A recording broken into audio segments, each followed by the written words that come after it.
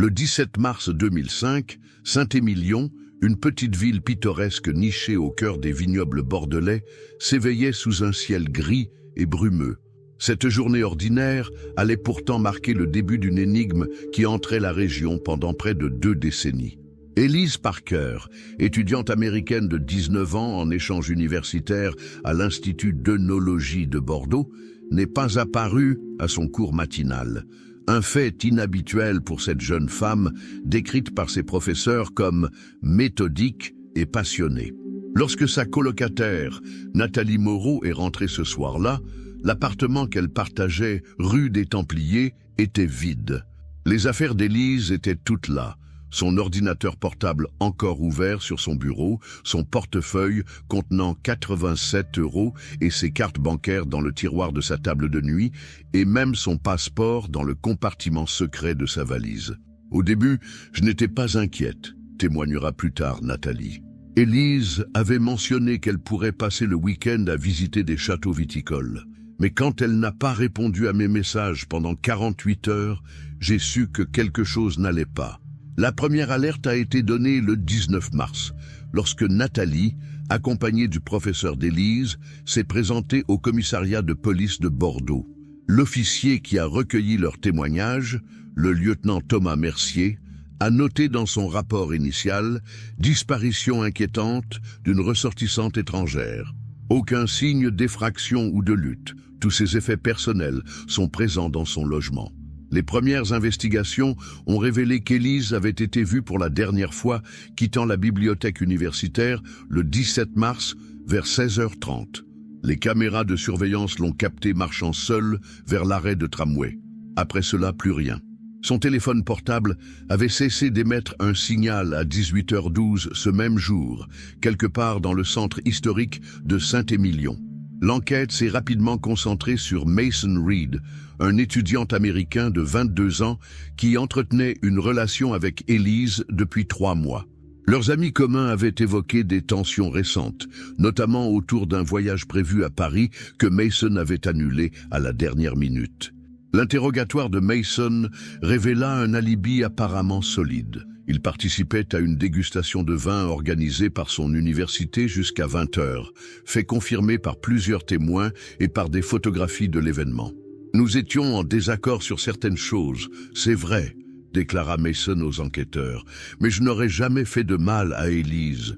Nous avions prévu de nous retrouver le lendemain pour visiter le château Margaux. » Les enquêteurs ont néanmoins perquisitionné l'appartement de Mason, analysé ses communications et vérifié méthodiquement son emploi du temps.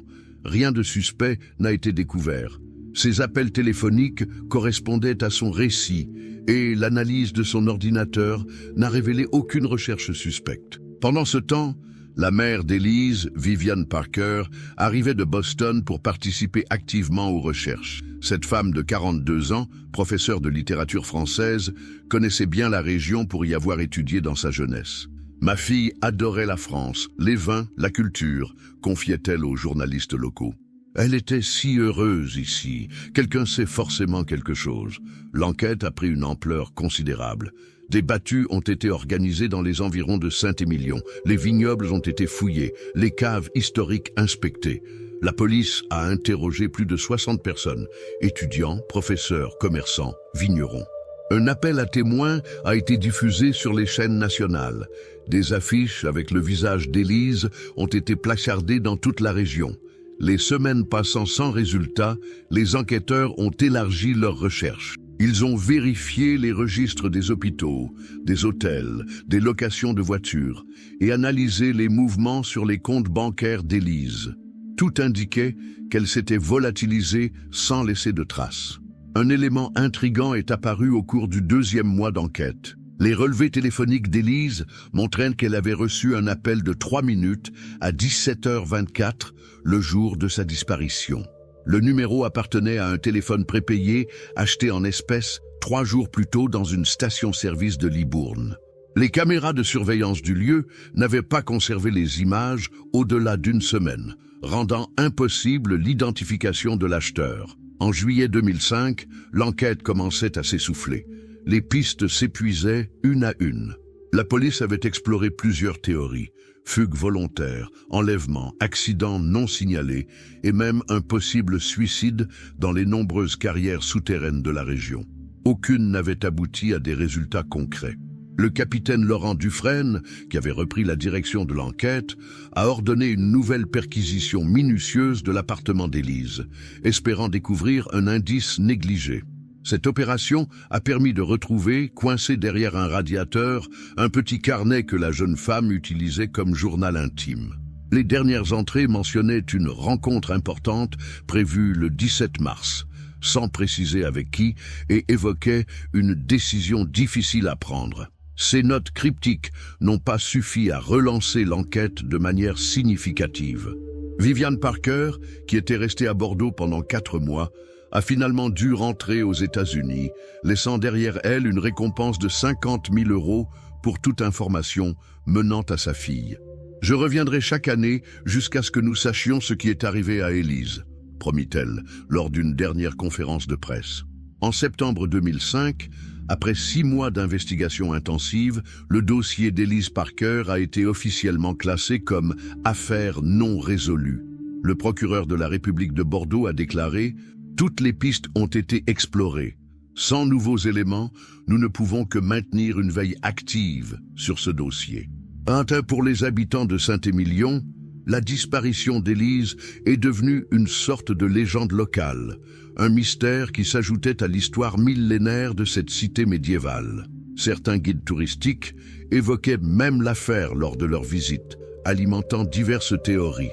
Ce que personne ne savait alors, c'est qu'à 320 km de là, dans la ville rose de Toulouse, un homme suivait attentivement les développements de l'affaire.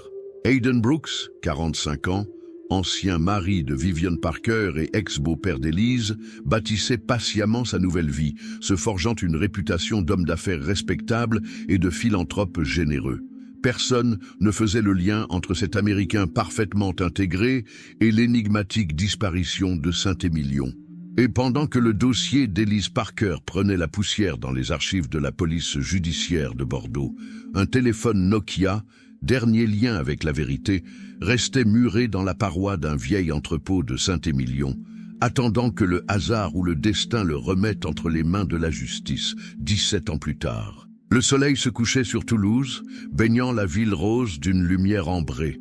Dans le quartier prisé de Saint-Cyprien, Hayden Brooks terminait une réunion avec le conseil d'administration de sa fondation Avenir Lumineux. À 62 ans en 2022, l'homme dégageait une aura de confiance et de respectabilité. Ses cheveux poivre et sel parfaitement coiffés, son costume sur mesure et sa façon mesurée de s'exprimer inspiraient naturellement confiance. Grâce à vos efforts, nous avons pu attribuer 26 bourses d'études cette année, annonçait-il à ses collaborateurs. C'est un record pour notre fondation. Ces jeunes méritent une chance et nous sommes là pour la leur offrir. Derrière cette façade philanthropique se cachait un parcours soigneusement construit. Arrivé à Toulouse en 2005, Hayden Brooks s'était d'abord fait remarquer comme consultant en gestion pour des entreprises viticoles souhaitant exporter vers le marché américain. Son expertise dans ce domaine et sa connaissance parfaite du français lui avaient ouvert de nombreuses portes. En 2008, il avait créé sa propre société de conseil, Transatlantic Vineyards, qui s'était rapidement imposé comme un intermédiaire incontournable pour les vignobles du Sud-Ouest, cherchant à conquérir le marché américain. Les affaires prospéraient et Brooks investissait judicieusement ses bénéfices dans l'immobilier toulousain, constituant un patrimoine considérable. Ce qui impressionnait particulièrement son entourage professionnel, c'était sa capacité à maintenir un équilibre entre réussite économique et engagement social. Dès 2010, il avait commencé à s'impliquer dans diverses associations locales, d'abord discrètement, puis de façon plus visible. En 2015, la création de sa fondation Avenir Lumineux, destinée à financer les études supérieures de jeunes issus de milieux défavorisés, lui avait valu les éloges de la presse locale. Monsieur Brooks représente le meilleur de l'intégration américaine en France, écrivait la Dépêche du Midi dans un portrait flatteur. Il apporte son dynamisme entrepreneurial tout en embrassant les valeurs de notre République. Sa vie personnelle semblait tout aussi exemplaire. Divorcé, Il évoquait parfois avec pudeur son ancien mariage avec une universitaire américaine, sans jamais entrer dans les détails. « C'est une période de ma vie que je respecte trop pour en faire un sujet de conversation », répondait-il invariablement lorsqu'on l'interrogeait sur son passé conjugal. Son cercle social se composait principalement de personnalités du monde économique et culturel toulousain. Il était membre du Rotary Club, siégeait au conseil d'administration du Théâtre du Capitole et participait régulièrement aux événements caritatifs de la ville. Ses voisins du quartier Saint-Cyprien le décrivaient comme courtois, discret et toujours prêt à rendre service. La mairie de Toulouse lui avait décerné en 2019 la médaille de la ville pour son engagement en faveur de l'éducation. Lors de la cérémonie, le maire avait salué un citoyen d'adoption qui fait honneur à notre cité. Brooks avait prononcé un discours émouvant sur le privilège de pouvoir redonner à une société qui m'a si généreusement accueilli. Cette image publique irréprochable était le fruit d'un travail minutieux de construction identitaire. Personne ne savait que Hayden Brooks avait effacé toute trace de son ancienne vie à Bordeaux, où il avait vécu de 1998 à 2005 avec Vivian Parker et sa fille Elise. Son divorce en 2003 avait été suivi d'une période de 2 ans, pendant laquelle il avait maintenu des contacts sporadiques avec son ex-belle-fille, alors étudiante à Bordeaux. Ce que ses admirateurs toulousains ignoraient également, c'était la méticulosité avec laquelle Brooks avait préparé sa nouvelle existence. Avant même son installation à Toulouse, il avait ouvert des comptes bancaires sous un nom légèrement modifié, Hayden R. Brooks au lieu de Hayden Reed Brooks, rendant plus difficile toute connexion avec son passé. Il avait progressivement liquidé ses actifs américains, transférant les fonds vers différentes banques européennes avant de les consolider en France. Son appartement toulousain, un spacieux duplex avec vue sur la Garonne, avait été acheté par l'intermédiaire d'une SCI, Société Civile Immobilière, dont il était le gérant majoritaire. Cette structure lui permettait de maintenir une certaine opacité sur son patrimoine réel. De même, sa fondation, bien que parfaitement légale et active, servait aussi d'outil d'optimisation fiscale, réduisant considérablement son imposition tout en renforçant son image de bienfaiteur. Brooks avait également tissé un réseau d'influence impressionnant, cultivant des relations avec des journalistes, des élus locaux et des chefs d'entreprise. Ces connexions lui assuraient une couverture médiatique favorable et un accès privilégié au cercle de décision toulousain. Ce qui frappait ceux qui côtoyaient régulièrement Brooks, c'était son attention aux détails et sa mémoire exceptionnelle. Il n'oubliait jamais un nom, une date d'anniversaire ou un détail personnel concernant ses interlocuteurs. Cette qualité, qu'il présentait comme une marque de respect, était en réalité le reflet d'une conscience aiguë de l'importance des apparences. Dans l'intimité de son appartement, Brooks consacrait une partie de son temps à surveiller méthodiquement toute mention de l'affaire d'Elise Parker sur Internet. Il avait configuré des alertes Google dès 2005 et consultait régulièrement les archives des journaux bordelais. Chaque année, à l'approche de l'anniversaire de la disparition, il vérifiait si de nouveaux articles ravivaient le souvenir de cette affaire non résolue. En janvier 2022, il avait ressenti une légère inquiétude en apprenant la nomination de Camille Laurence comme nouvelle chef de la division des affaires non résolues à la police judiciaire de Bordeaux. Son profil, décrit dans un article professionnel comme tenace et innovante dans l'utilisation des nouvelles technologies, avait attiré son attention. Mais après quelques recherches, il s'était rassuré. Rien n'indiquait que l'affaire Parker figurait parmi ses priorités. En réalité, Hayden Brooks menait une double vie, non pas dans le présent, mais entre son présent soigneusement façonné et un passé minutieusement dissimulé. Cette dissociation lui permettait de participer à des galas de charité le soir, tout en sachant parfaitement ce qui était arrivé à Elise Parker 17 ans plus tôt. Il se souvenait parfaitement de cette soirée pluvieuse de mars 2005 à Saint-Émilion, du rendez-vous avec Elise, près des remparts médiévaux, de la conversation qui avait mal tourné, de la panique qui avait suivi, et surtout de cette décision prise en quelques secondes qui avait scellé leur destin respectif. La seule trace physique de cet épisode était ce téléphone Nokia qu'il avait dissimulé dans la paroi d'un entrepôt désaffecté, propriété d'un ami vigneron. Un bâtiment promis à la démolition selon les plans de l'époque, mais qui, par un caprice du destin ou de la bureaucratie française, était resté debout pendant toutes ces années. Ce soir de septembre 2022, alors que Hayden Brooks savourait un verre de Pessac-Léognan sur sa terrasse, contemplant son empire bâti sur le mensonge, il ignorait qu'à 320 km de là, à Saint-Émilion, des ouvriers venaient de faire une découverte qui allait ébranler les fondations de sa vie exemplaire. Dans l'ancien entrepôt désormais en rénovation pour devenir un centre culturel, un maçon venait de percuter une cavité dissimulée dans un mur. À l'intérieur, enveloppé dans un sac plastique scellé, se trouvait un vieux téléphone Nokia, silencieux témoin d'un crime parfait qui n'allait plus le rester très longtemps. Le bruit de la perceuse résonnait dans l'ancien entrepôt de Saint-Émilion. Septembre 2022 marquait le début de la transformation de ce bâtiment industriel en un centre culturel moderne, projet phare de la municipalité pour revitaliser le quartier est de la cité médiévale.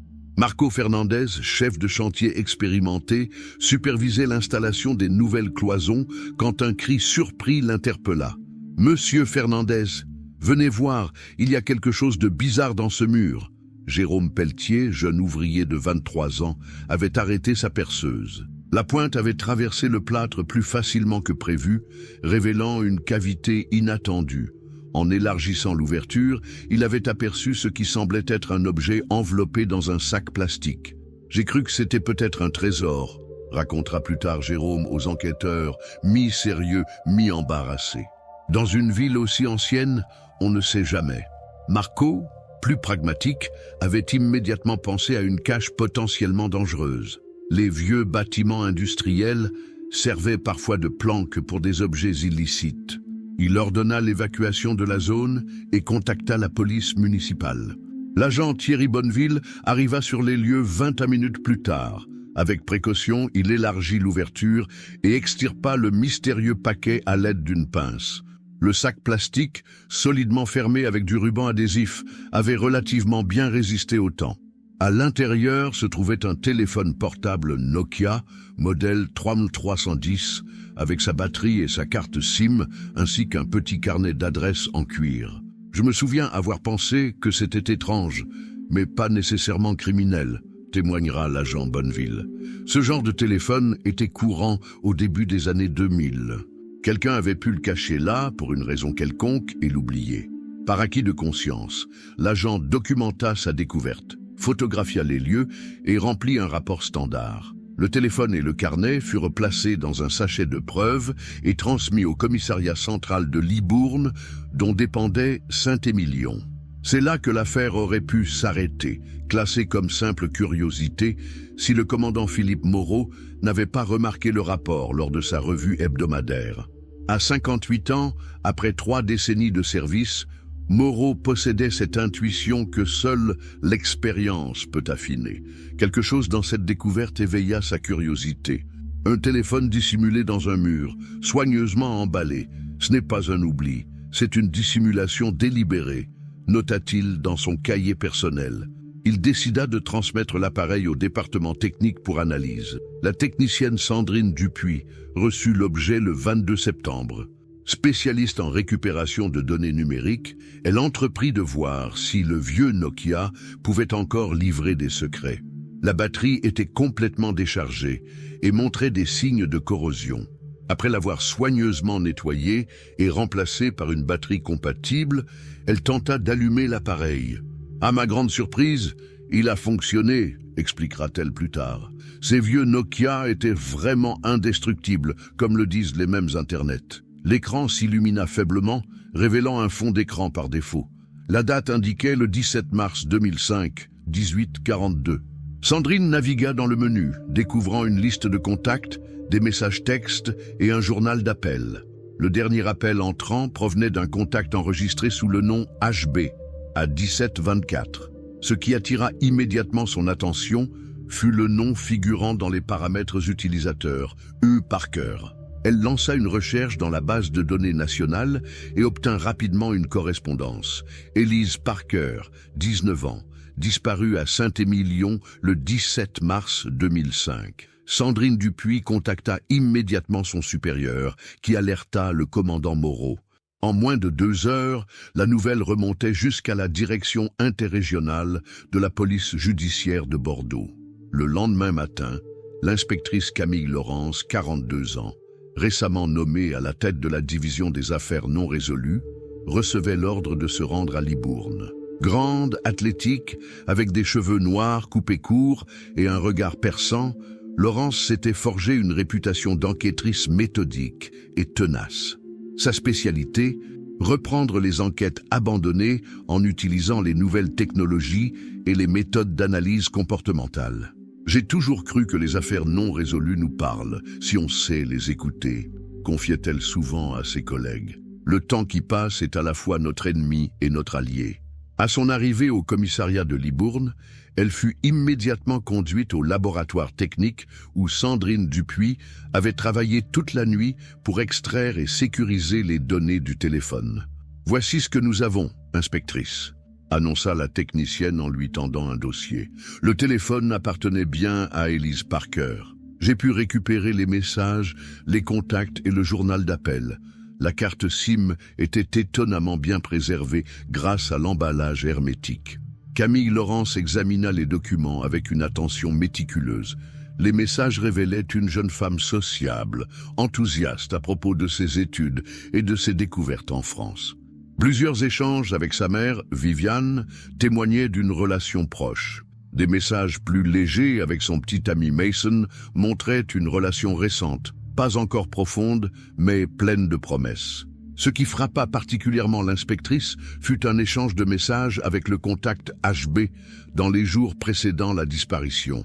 14 mars 2005, 14h36. HB, nous devons parler de ce que tu as trouvé. Ce n'est pas ce que tu crois. 14 mars 2005, 15h03. Élise, je sais exactement ce que c'est. Je dois réfléchir. 16 mars 2005, 09-17. HB. Soyons raisonnables. Rendez-vous demain à 17h30 près des remparts. Viens seul. 16 mars 2005, 22-41. Élise. D'accord, mais j'apporte les documents. Qui est ce HB? Demanda Laurence. Nous n'avons pas encore d'identification formelle, répondit Sandrine. Le numéro n'est plus attribué depuis 2006 selon l'opérateur. Il s'agissait d'une ligne prépayée. L'inspectrice fit immédiatement demander le dossier original de la disparition d'Elise Parker. Quelques heures plus tard, elle était plongée dans les archives de l'enquête de 2005. Elle nota que les relevés téléphoniques avaient bien mentionné un appel mystérieux à 17h24, le jour de la disparition. Mais l'origine n'avait jamais été formellement identifiée. « Il manque quelque chose », murmura-t-elle en comparant les documents. Dans le dossier original, il n'y a aucune mention de ces SMS avec le contact HB. La réponse vint de Sandrine. Les opérateurs ne conservaient pas systématiquement les contenus des SMS en 2005, seulement les métadonnées des communications. La police n'a jamais eu accès à ces messages spécifiques puisque le téléphone était introuvable. Camille Laurence se rendit ensuite sur le site de la découverte, accompagné du commandant Moreau. L'ancien entrepôt, autrefois propriété des établissements vinicoles des Champs, avait été racheté par la municipalité en 2019. Les archives cadastrales révélèrent qu'en 2005, le bâtiment était rarement utilisé, servant principalement de stockage occasionnel. Qui avait accès à cet endroit en 2005 demanda Laurence au responsable municipal qui les accompagnait. Les employés de Deschamps, évidemment, mais aussi leurs associés et partenaires commerciaux, répondit-il. C'était un lieu semi-abandonné, la sécurité n'était pas très stricte. De retour au commissariat, l'inspectrice commença à établir un plan d'action. Elle constitua une équipe spéciale comprenant 2 enquêteurs expérimentés, un analyste de données et un profileur. Le procureur de la République de Bordeaux, informé de la découverte, autorisa officiellement la réouverture de l'enquête sur la disparition d'Elise Parker. « Notre priorité est d'identifier ce mystérieux HB », annonça-t-elle lors de la première réunion d'équipe. et de comprendre pourquoi quelqu'un a pris la peine de dissimuler ce téléphone dans un mur plutôt que de simplement le détruire. Le premier réflexe fut de contacter Vivian Parker, la mère d'Elise, toujours vivante et résidant à Boston. La conversation téléphonique fut émouvante. « Vous avez trouvé son téléphone après toutes ces années ?» La voix de Viviane tremblait. Je n'ai jamais cessé d'espérer qu'un jour, quelque chose se produirait. Lorsque l'inspectrice mentionna les messages échangés avec un certain HB, le silence à l'autre bout de la ligne fut saisissant. « HB », murmura finalement Viviane. « Ces initiales pourraient correspondre à mon ex-mari, Hayden Brooks. Il était le beau-père d'Elise pendant 8 ans. Nous nous sommes séparés en 2003, mais ils étaient restés en contact. » Cette révélation électrisa l'équipe d'enquête. Aucune mention significative de Hayden Brooks n'apparaissait dans le dossier original. Il avait été brièvement interrogé comme membre de la famille, mais son alibi, il se trouvait prétendument à Paris pour affaire le jour de la disparition, n'avait pas été sérieusement remis en question. « Il a toujours été correct avec Elise », ajouta Viviane. « Je ne l'ai jamais soupçonné. Mais maintenant que j'y pense, elle m'avait parlé d'une découverte troublante quelques jours avant sa disparition. Elle semblait préoccupée, mais n'a pas voulu me donner de détails. » L'inspectrice Laurence fit immédiatement lancer des recherches sur Hayden Brooks. Les premières informations révélèrent qu'il résidait à Toulouse, où il s'était bâti une réputation d'homme d'affaires respecté et de philanthrope engagé. « C'est étrange », remarqua l'analyste de données. « Il n'y a presque aucune trace numérique de lui avant 2005, comme s'il avait émergé de nulle part. » Le soir même, dans son bureau faiblement éclairé, Camille Laurence contemplait les photos d'Elise Parker affichées sur son tableau d'enquête. À côté, elle venait d'épingler un article récent montrant Hayden Brooks recevant un prix pour son engagement caritatif. « Qu'est-ce que tu avais découvert, Elise ?» murmura-t-elle. « Et toi, monsieur Brooks, qu'essayais-tu de cacher derrière cette façade de citoyen exemplaire ?» Le téléphone Nokia, désormais pièce à conviction centrale, reposait dans un sachet transparent sur son bureau. Après 17 ans de silence, il avait commencé à révéler ses secrets. Ce n'était que le début d'une enquête qui allait déterrer bien plus que de vieux messages. À Toulouse, ignorant encore qu'il était devenu le principal suspect d'une affaire réouverte, Hayden Brooks s'apprêtait à prononcer un discours lors d'un gala de sa fondation, incarnant plus que jamais l'image du bienfaiteur irréprochable que la justice s'apprêtait à démanteler. Le bureau de l'inspectrice Camille Laurence était devenu le centre névralgique de l'enquête. Des lignes de temps, des photos et des schémas complexes tapissaient les murs. 3 semaines s'étaient écoulées depuis la découverte du téléphone d'Elise Parker, et l'équipe avait travaillé sans relâche, démêlant patiemment les fils d'une affaire vieille de 17 ans. « Reprenons depuis le début », annonça Laurence à son équipe lors d'une réunion matinale d'octobre. « Nous avons un téléphone dissimulé dans un mur par quelqu'un qui voulait le faire disparaître sans le détruire. Une précaution qui s'est finalement retournée contre lui. » Antoine Mercier, analyste de données récemment intégré à l'équipe, projeta une chronologie détaillée sur l'écran central. Voici ce que nous savons avec certitude. Le 17 mars 2005, Elise Parker quitte la bibliothèque universitaire à 16h30. À 17h24, elle reçoit un appel de 3 minutes du contact HB, que nous identifions désormais comme Hayden Brooks. À 17h30, selon les messages retrouvés, elle devait le rencontrer près des remparts de Saint-Émilion. À 18h12, son téléphone émet son dernier signal dans le centre historique, puis plus rien. Laurence hocha la tête. Ce qui est intéressant, c'est que dans le dossier original, Brooks a déclaré être à Paris ce jour-là. Il a même fourni des reçus d'hôtels et de restaurants. Nous avons vérifié ces éléments, intervint le lieutenant Gabriel Rousseau, un enquêteur chevronné aux tempes grisonnantes. Les reçus semblent authentiques, mais nous avons découvert que la chambre d'hôtel a été réservée et payée 2 semaines à l'avance. Quant au restaurant, il s'agissait d'un paiement en espèces. Rien ne prouve que Brooks était physiquement présent. L'inspectrice se dirigea vers un autre tableau où figuraient des relevés bancaires. Voici l'élément que l'enquête initiale a complètement négligé. Le 18 mars 2005, lendemain de la disparition, Brooks effectue un retrait de 5 000 € en espèces à une agence bancaire de Bordeaux. Le 19 mars, il vide un coffre dans une autre banque. Le 22 mars, il entame les démarches pour l'achat d'une propriété à Toulouse. Tout cela pendant que la police cherche Élise. Ces mouvements financiers inhabituels n'avaient jamais été corrélés avec la disparition. L'enquête initiale s'était concentrée sur Mason Reed, le petit ami, et sur l'hypothèse d'une fugue ou d'un accident.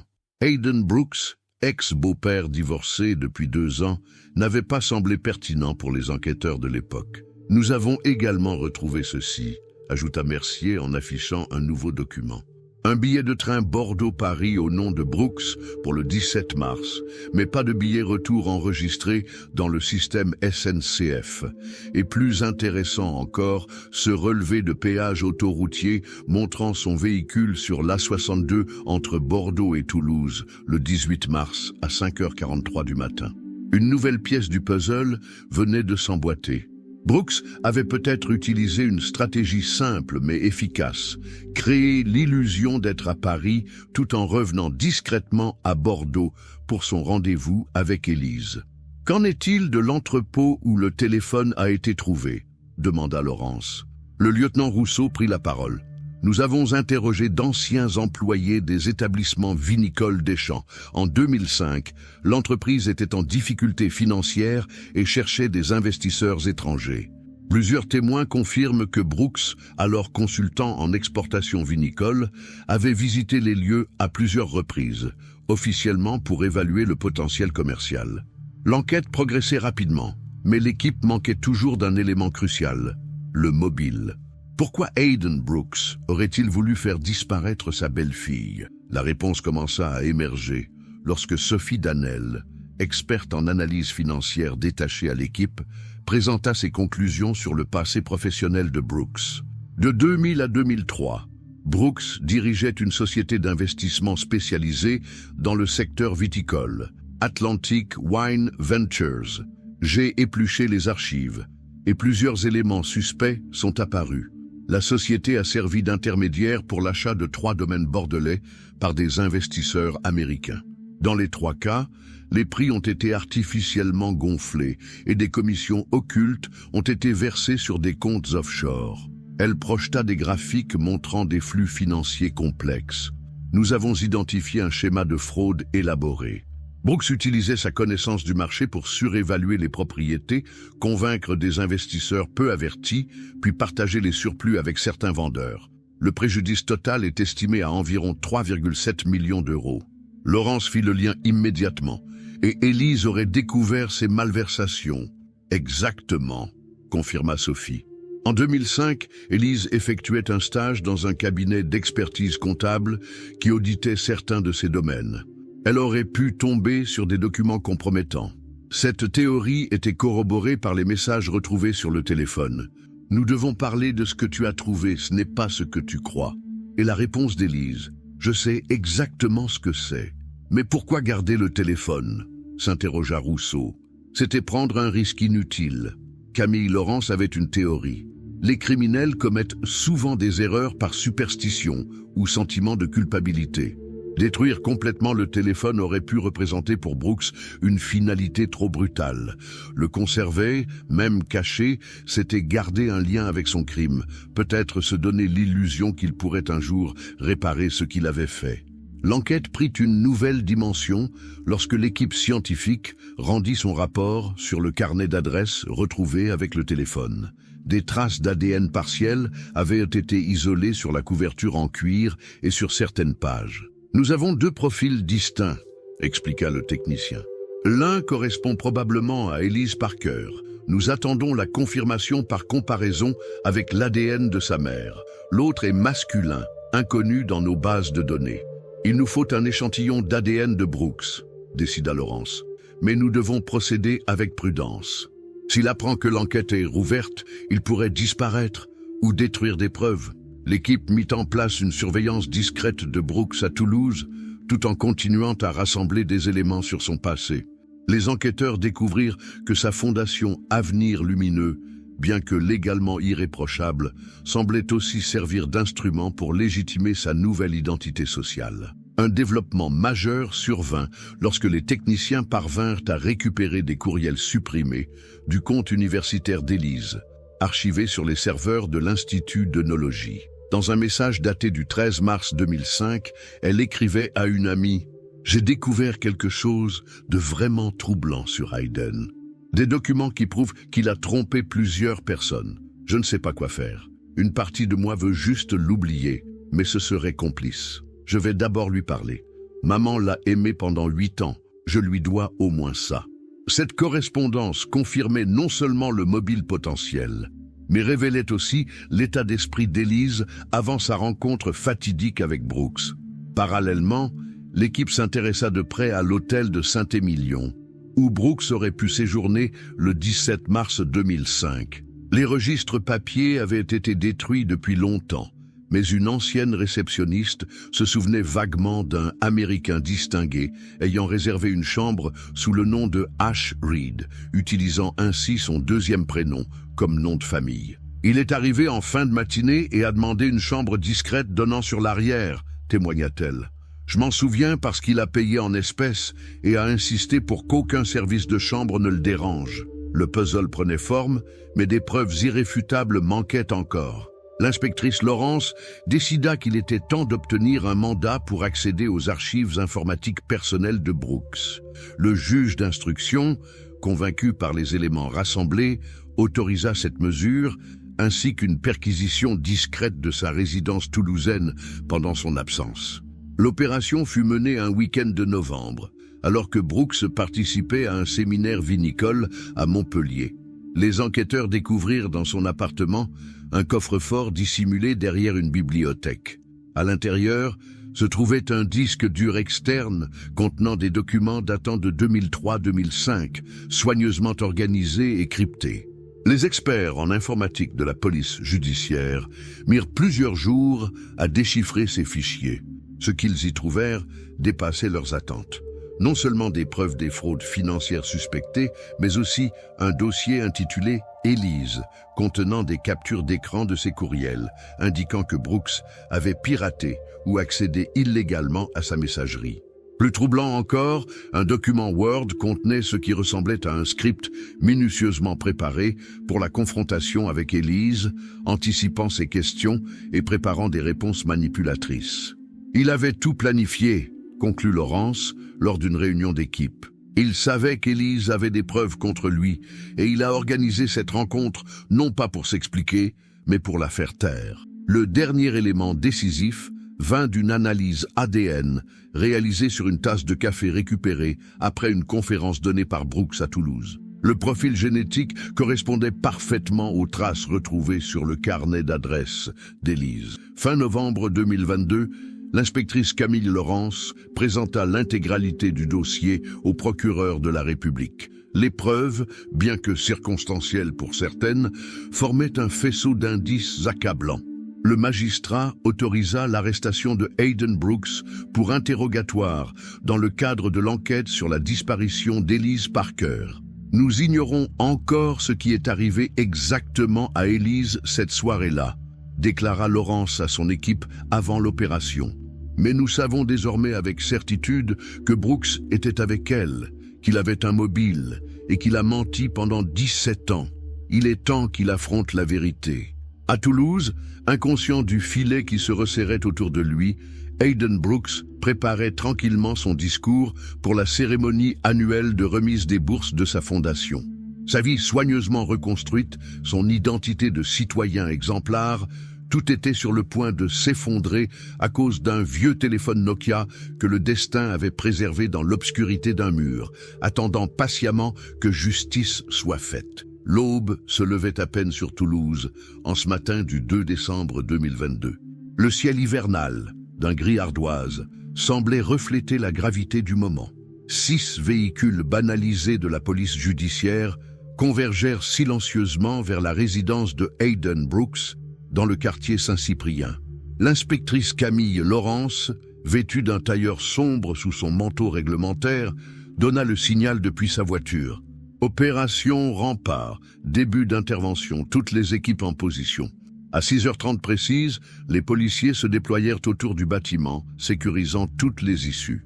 2 officiers en civil se postèrent discrètement dans le hall d'entrée, tandis que Laurence, accompagnée du lieutenant Rousseau et de 2 autres agents, montait jusqu'au 5e étage où se trouvait le duplex de Brooks. La sonnette retentit dans l'appartement silencieux. Quelques instants plus tard, des bruits de pas approchèrent. La porte s'ouvrit sur Hayden Brooks, en robe de chambre en soie bordeaux, une tasse de café à la main. Son expression passa rapidement de la surprise à une politesse contrôlée lorsqu'il aperçut les insignes de police. « Monsieur Hayden Reed Brooks ?» demanda formellement Laurence. « C'est bien moi », répondit-il d'une voix calme, son accent américain à peine perceptible après tant d'années en France. « Que puis-je faire pour vous, madame l'inspectrice ? Police judiciaire de Bordeaux. Nous avons un mandat pour perquisitionner votre domicile et vous emmener pour un interrogatoire concernant la disparition d'Élise Parker en mars 2005. » Le seul signe visible de trouble fut un léger tremblement de sa main, faisant onduler le café dans sa tasse. « Je vois, » dit-il après un bref silence. « Puis-je m'habiller convenablement avant de vous accompagner ? » « Bien sûr, le lieutenant Rousseau vous accompagnera. » Pendant que Brooks se préparait sous surveillance, les autres agents commencèrent à fouiller méthodiquement l'appartement. L'opération était le point culminant de semaines d'enquête minutieuses et discrètes. Jusqu'à ce moment, Brooks ignorait totalement que le téléphone d'Élise avait été retrouvé et que son passé soigneusement enfoui refaisait surface. Dans la voiture qui les conduisait vers Bordeaux, Brooks maintenait une façade de coopération sereine. « Je suis vraiment surpris par cette convocation », dit-il à Laurence, qui l'accompagnait à l'arrière du véhicule. « J'ai déjà témoigné lors de l'enquête initiale sur la disparition tragique d'Élise. Je ne vois pas ce que je pourrais ajouter après toutes ces années. »« Beaucoup de choses ont changé, monsieur Brooks, » répondit Laurence, observant attentivement ses réactions. « De nouveaux éléments sont apparus. Vraiment, c'est inattendu. J'espère sincèrement que cela pourra aider à résoudre cette affaire. Élise était la fille de mon ex-femme, mais je l'ai toujours considérée comme ma propre famille. » Ce voyage de 3 heures entre Toulouse et Bordeaux donna à Laurence l'occasion d'observer Brooks. Elle nota sa maîtrise émotionnelle, son langage corporel contrôlé et cette façon qu'il avait de poser des questions apparemment innocentes, tentant subtilement de glaner des informations sur l'état de l'enquête. Leur arrivée au siège de la direction interrégionale de la police judiciaire de Bordeaux, Brooks fut conduit dans une salle d'interrogatoire. L'enregistrement vidéo fut activé et la procédure formelle commença. Interrogatoire de Hayden Reed Brooks, le 2 décembre 2022, 10h17, annonça Laurence pour l'enregistrement. « Monsieur Brooks, vous n'êtes pas en état d'arrestation à ce stade, mais je dois vous informer que vous avez le droit de garder le silence et d'être assisté par un avocat. »« Ce ne sera pas nécessaire, » répondit-il avec un sourire confiant. « Je n'ai rien à cacher. » L'interrogatoire débuta par des questions générales sur sa relation avec Élise et les circonstances de leur dernière communication. Brooks maintint la version qu'il avait donnée 17 ans plus tôt. Il était à Paris le jour de la disparition, n'avait pas vu Élise depuis plusieurs semaines et entretenait avec elle des relations cordiales mais distantes depuis son divorce d'avec Viviane. Ce n'est qu'après près d'1 heure de questions préliminaires que Laurence changea brusquement de stratégie. « Monsieur Brooks, pourriez-vous nous expliquer pourquoi votre numéro de téléphone apparaît comme le dernier à avoir contacté Élise le jour de sa disparition, à 17h24 précisément ?» Le changement dans son attitude fut subtil mais perceptible. Un léger raidissement des épaules, un clignement des yeux plus fréquent. « Il doit y avoir une erreur. Comme je l'ai dit, j'étais à Paris ce jour-là. Nous avons retrouvé le téléphone d'Élise, monsieur Brooks. » Cette révélation produisit l'effet escompté. Pour la première fois, la façade de Brooks se fissura visiblement. Ses yeux s'écarquillèrent légèrement. Sa respiration s'accéléra. Son téléphone, après tout ce temps, c'est surprenant. Laurence déposa sur la table une copie des messages échangés entre Élise et le contact HB. Ces messages montrent que vous aviez rendez-vous avec elle près des remparts de Saint-Émilion à 17h30, le jour de sa disparition. Ils évoquent également des documents qu'elle aurait découverts vous concernant. Brooks resta silencieux pendant plusieurs secondes, évaluant visiblement ses options. Puis, avec un soupir résigné, il opéra un premier recul stratégique. Je vois que certains détails m'ont échappé avec le temps. Oui, j'ai effectivement parlé à Élise ce jour-là, mais par téléphone, depuis Paris. Elle m'avait contacté au sujet de documents professionnels qu'elle avait trouvés et mal interprétés. J'ai essayé de lui expliquer, mais notre conversation a été interrompue. J'ai tenté de la rappeler plus tard, sans succès. Et le rendez-vous au rempart? Ces messages indiquent clairement une rencontre physique prévue. Nous avions envisagé de nous voir à mon prochain passage à Bordeaux, mais cela ne s'est jamais concrétisé puisque j'étais à Paris. Laurence sortit alors un nouveau document. Voici le relevé de péage autoroutier montrant votre véhicule sur l'A62 entre Bordeaux et Toulouse le 18 mars 2005 à 5h43 du matin. Comment expliquez-vous cela si vous étiez à Paris? Le masque de Brooks se fissura davantage. J'ai dû modifier mes plans de voyage. Je suis rentré plus tôt que prévu. Nous avons également retrouvé des reçus de l'hôtel du Palais à Saint-Émilion pour la nuit du 17 mars 2005 au nom de H. Reed, votre deuxième prénom utilisé comme nom de famille. Une coïncidence? À ce stade, Brooks demanda une pause et l'assistance d'un avocat. L'interrogatoire reprit 2 heures plus tard, en présence de maître Philippe Dumas, un avocat renommé du barreau de Bordeaux, contacté en urgence. La stratégie de Brooks avait changé. Sur conseil de son avocat, il admit avoir rencontré Élise à Saint-Émilion le 17 mars 2005, mais maintint qu'elle était vivante et en bonne santé lorsqu'ils s'étaient séparés. « J'ai menti lors de l'enquête initiale, c'est vrai », concéda-t-il. « J'avais peur que ma présence à Saint-Émilion ce jour-là me rende suspect. Élise m'avait contacté au sujet de documents concernant mes activités professionnelles. Elle avait mal interprété certaines transactions parfaitement légales mais complexes. Nous nous sommes rencontrés, j'ai clarifié la situation et nous nous sommes quittés vers 18h30. Elle semblait satisfaite de mes explications. Pourquoi utiliser un faux nom à l'hôtel? J'étais divorcé de sa mère. Je ne voulais pas créer de malaise ou de rumeurs en étant vu avec la fille de mon ex-femme. Et le téléphone d'Élise. Comment expliquez-vous qu'il ait été retrouvé dissimulé dans un mur de l'entrepôt Deschamps, un lieu que vous fréquentiez professionnellement? Brooks échangea un regard avec son avocat avant de répondre. Je n'ai aucune explication pour cela. Je n'ai jamais eu le téléphone d'Élise en ma possession.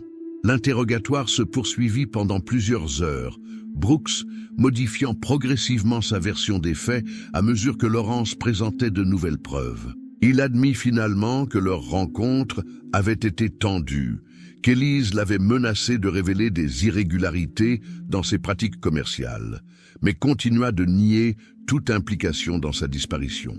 Parallèlement à l'interrogatoire, l'équipe scientifique analysait les résultats des perquisitions menées à Toulouse et dans un garde-meuble loué par Brooks sous un nom d'emprunt, découvert grâce à des documents bancaires. Ces investigations révélèrent l'existence d'une véritable identité alternative que Brooks avait commencé à construire plusieurs mois avant la disparition d'Élise. Il avait tout prévu, expliqua Sophie Danel, l'analyste financière, en présentant ses conclusions à Laurence lors d'une pause. Dès septembre 2004, il a ouvert des comptes sous le nom de Hayden R. Brooks, créé une société écran à Luxembourg et commencé à transférer discrètement des fonds. C'était une sortie de secours soigneusement préparée.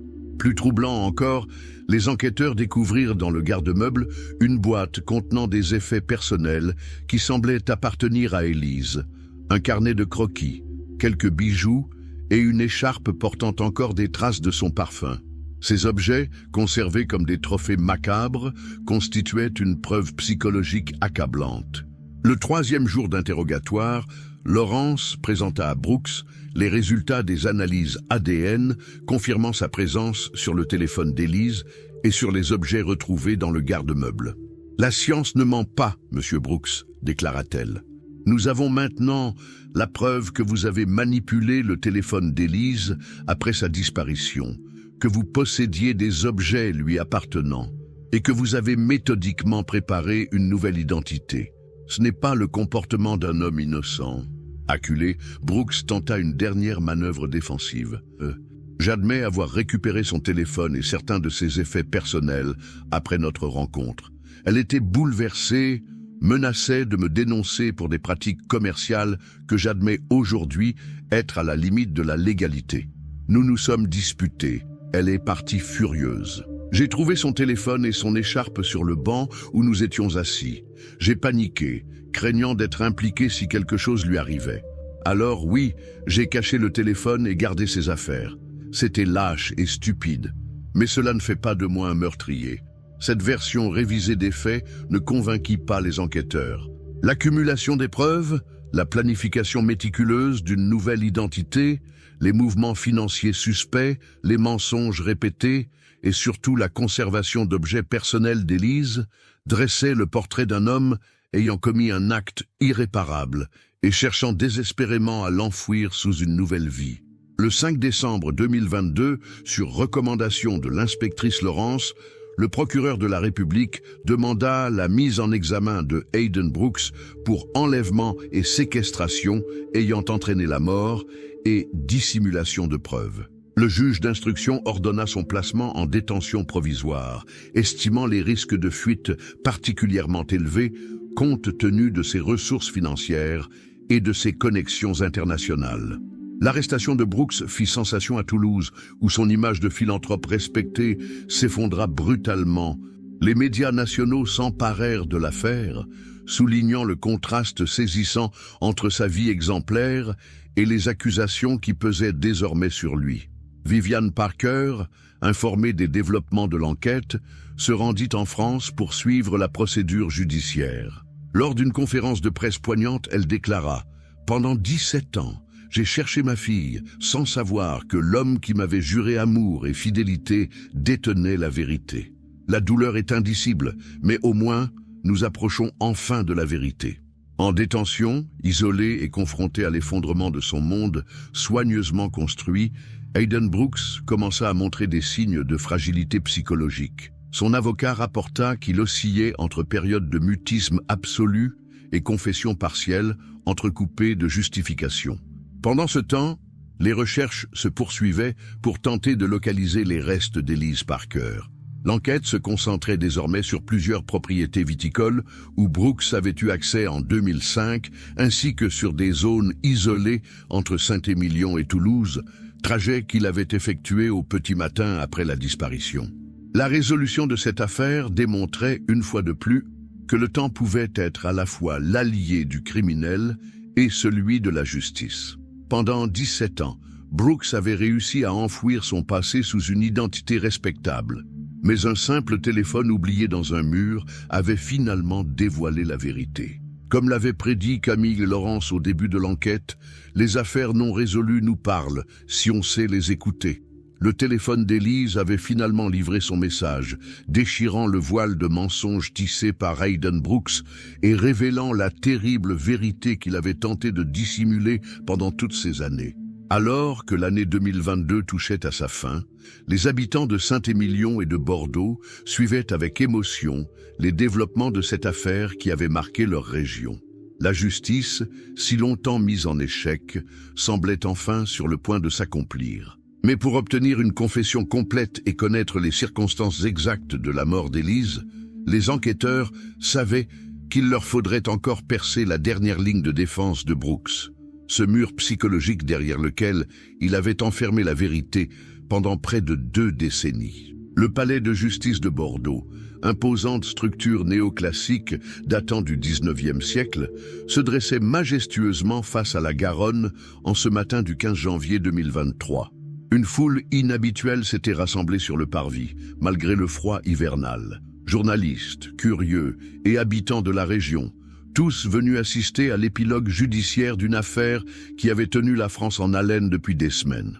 À l'intérieur, dans la salle d'audience numéro 3, l'atmosphère était électrique. Les bancs réservés au public étaient remplis à capacité maximale. Au premier rang, Viviane Parker, 60 ans, le visage marqué par 17 années d'incertitude et de douleur, attendait avec dignité le début de l'audience.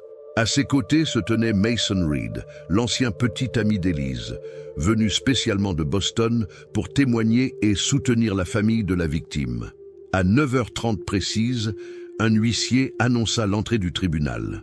Le président, le juge Antoine Mercier, prit place, flanqué de 2 assesseurs. Face à lui, le procureur Philippe Delorme réajustait sa robe, préparant ses notes pour le réquisitoire. À sa droite, maître Sarah Leroy, avocate représentant la famille Parker, consultait une dernière fois son dossier. « Faites entrer l'accusé », ordonna le juge.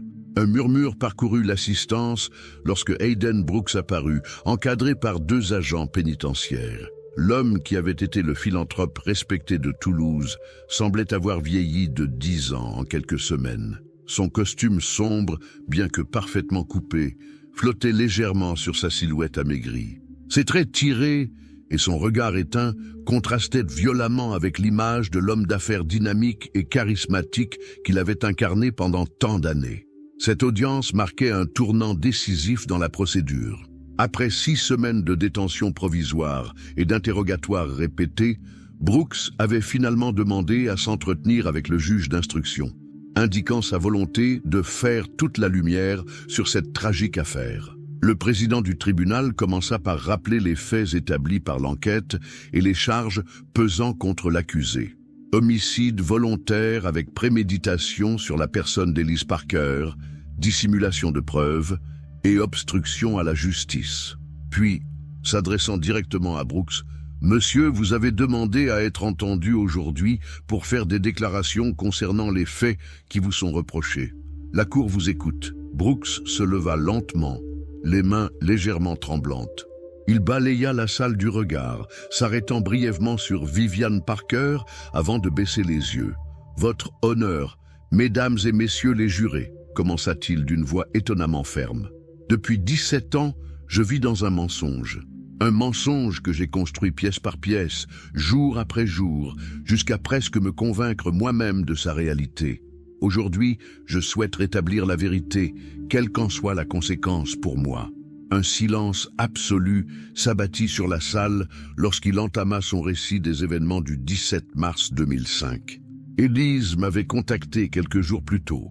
Pendant son stage, dans un cabinet comptable, elle avait découvert des documents relatifs à des transactions immobilières que j'avais orchestrées. Des transactions frauduleuses, je le reconnais aujourd'hui.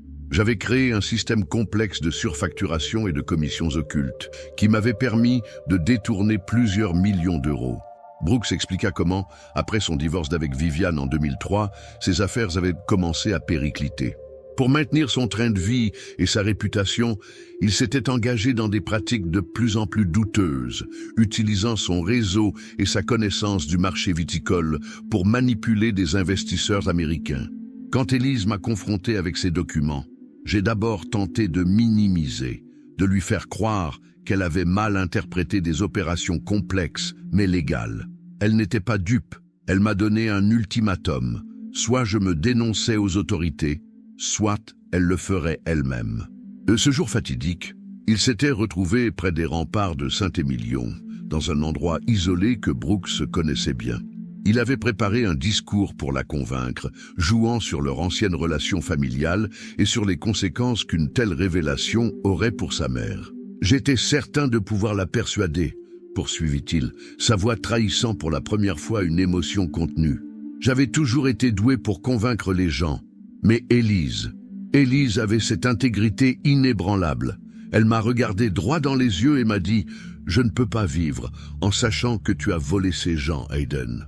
Ce n'est pas négociable. » La suite des événements s'était déroulée avec une rapidité terrifiante. Voyant son avenir s'effondrer, Brooks avait perdu son sang-froid. Une dispute violente avait éclaté. Dans un accès de rage, il avait saisi Élise par les épaules, la secouant pour tenter de la raisonner.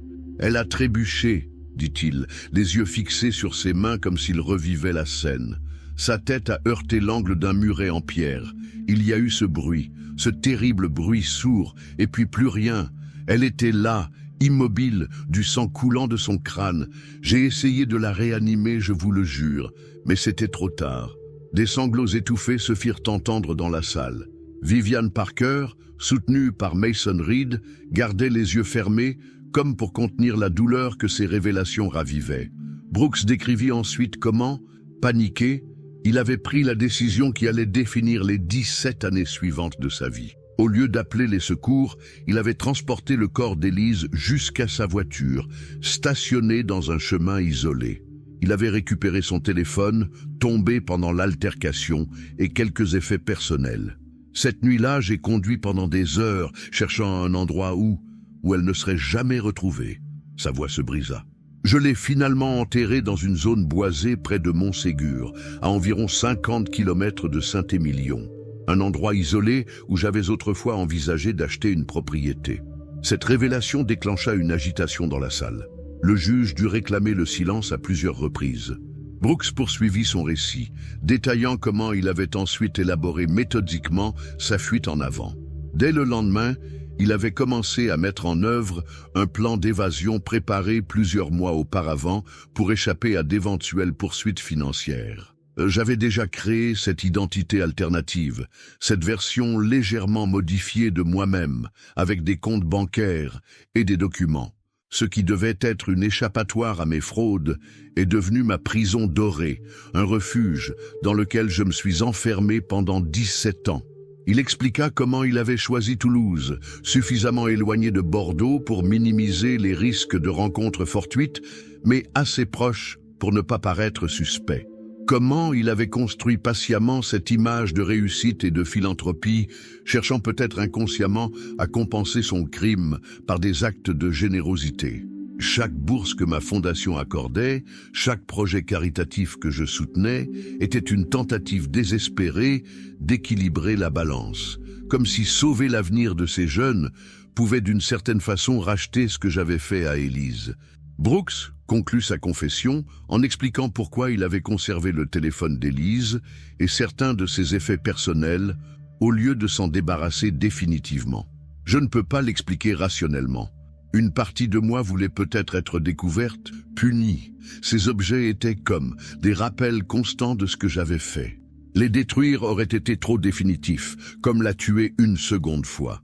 Lorsqu'il se rassit, un silence oppressant régnait dans la salle d'audience. Le président du tribunal prit quelques instants avant de reprendre la parole. « Monsieur Brooks, êtes-vous prêt à conduire les enquêteurs à l'endroit exact où vous avez inhumé Mademoiselle Parker ?»« Oui, votre honneur. Je ferai tout ce qui est en mon pouvoir pour permettre à sa famille de lui offrir une sépulture digne. » Les jours suivants virent se dérouler une opération conjointe entre la police judiciaire et la gendarmerie nationale. Sous haute sécurité, Brooks fut conduit dans la zone boisée qu'il avait décrite. Après plusieurs heures de recherche, utilisant des détecteurs de métaux et des chiens spécialisés, les enquêteurs localisèrent finalement les restes d'Élise Parker, enterrés à près d'1 mètre de profondeur sous les racines d'un chêne centenaire. Les analyses médico-légales confirmèrent l'identité de la victime grâce à ses dossiers dentaires et à l'ADN. Elles corroborèrent également, dans une large mesure, la version des faits présentée par Brooks. Le crâne présentait une fracture compatible avec un impact contre une surface dure, comme le muret décrit dans sa confession. Le 27 janvier 2023, dans une cérémonie intime à Saint-Émilion, Élise Parker fut finalement inhumée en présence de sa mère, de ses anciens amis et de plusieurs habitants qui n'avaient jamais oublié la jeune étudiante disparue. L'inspectrice Camille Laurence, dont la ténacité avait permis de résoudre cette affaire, déposa une rose blanche sur le cercueil, un geste symbolique pour celle qu'elle avait appris à connaître à travers son enquête. Le procès de Hayden Brooks reprit en mars 2023.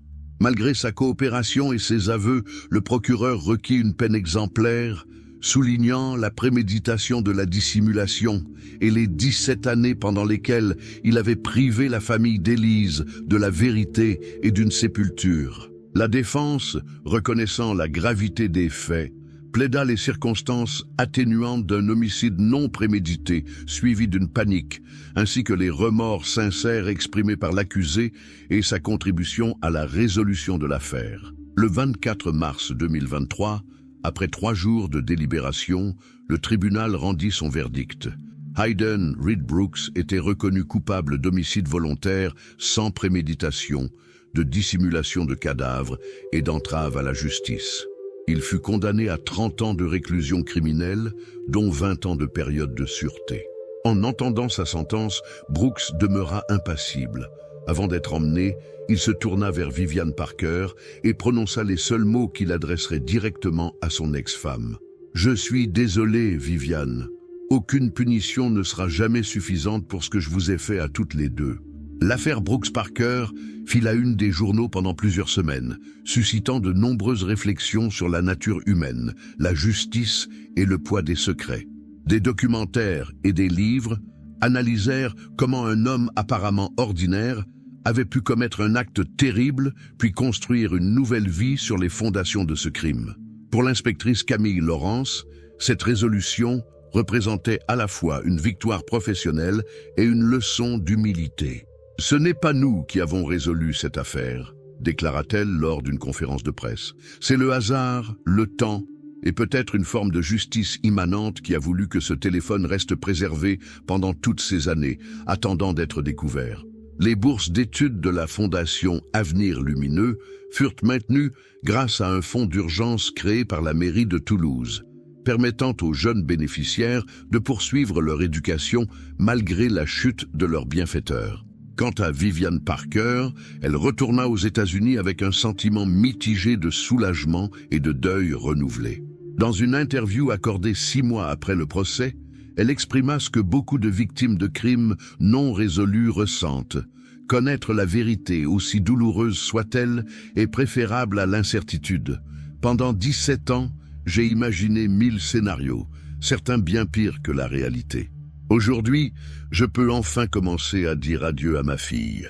L'affaire Parker Brooks devint un cas d'étude dans les écoles de police et les facultés de droit, illustrant comment les méthodes d'investigation modernes peuvent résoudre des affaires anciennes, mais aussi comment la technologie la plus simple, un téléphone portable ordinaire, peut parfois devenir la clé d'un mystère vieux de près de 2 décennies.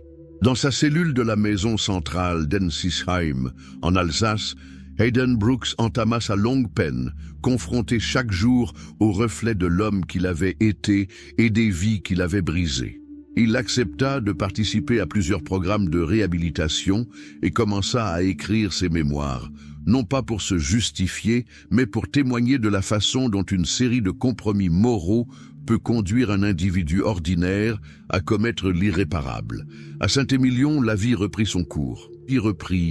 Les touristes continuèrent d'affluer pour admirer les monuments médiévaux et déguster les grands crus. Mais pour les habitants qui avaient vécu cette affaire, quelque chose avait changé. La résolution du mystère d'Ellis Parker leur rappelait que, même dans leur cité millénaire où le temps semble parfois suspendu, la vérité finit toujours par émerger. Sur la tombe d'Élise, dans le petit cimetière surplombant les vignobles, une simple plaque de marbre portait cette inscription choisie par sa mère. La vérité est patiente. Elle attend dans l'ombre jusqu'à ce que la lumière revienne. Cette lumière, après 17 années d'obscurité, avait finalement percé grâce à la découverte fortuite d'un vieux téléphone Nokia, prouvant une fois de plus que les secrets les mieux gardés finissent toujours par ressurgir, et que la justice, aussi tardive soit-elle, trouve invariablement son chemin.